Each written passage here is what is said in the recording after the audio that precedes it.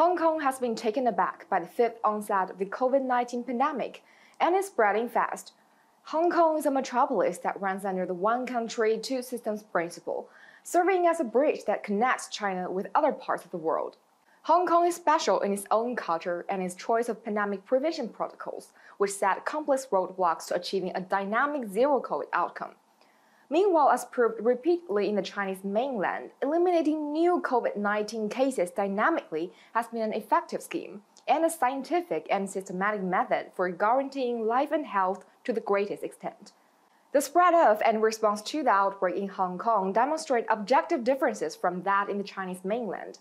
First, Hong Kong is a densely populated city with relatively small dwelling space. The city thrives in mobility, especially people-to-people exchanges with other parts of the world, making it prone to imported cases and difficult to prevent transmissions. Secondly, debates over Hong Kong's decision between dynamic zero-COVID and coexistence with the virus have caused a sway in the city's response measures. All these factors led to loopholes and risks in Hong Kong's overall pandemic prevention and control system. These factors, both internal and external, have compromised Hong Kong's ability to implement comprehensive and effective measures. Hong Kong's fight against the pandemic is special indeed, given the two systems context. But the pandemic is threatening the lives and health of every Hong Kong resident, and the Chinese government would not let that continue. In the previous four waves, the Chinese government has answered to Hong Kong's needs and aided it in proper ways. This time, however, the outbreak has been so fierce that Hong Kong has fallen short in medical capacity. People in Hong Kong are faced with severe threats leading to decisive responses from the Chinese government. Experts, medical teams, and equipment have been dispatched to support Hong Kong. With resources mobilized from the Chinese mainland, several Fengcang hospitals are also being built. Hong Kong has also cooperated. Under the Basic Law of Hong Kong Special Administrative Region, the upcoming election for Hong Kong's chief executive was postponed.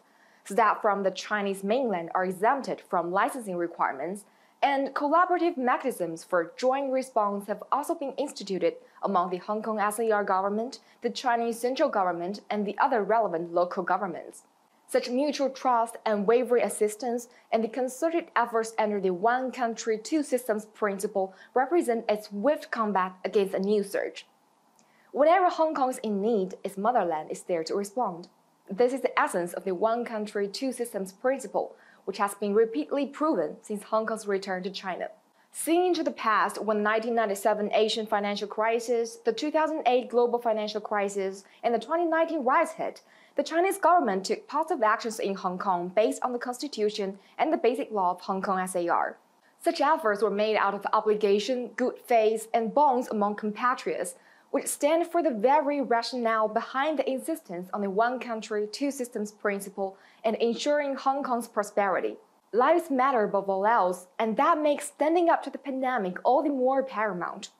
Hong Kong's battle against COVID-19 will once more become a test for one country, two systems principle and critical juncture for patriots governing Hong Kong. Thank you for watching. I'm Xu Yi in Beijing.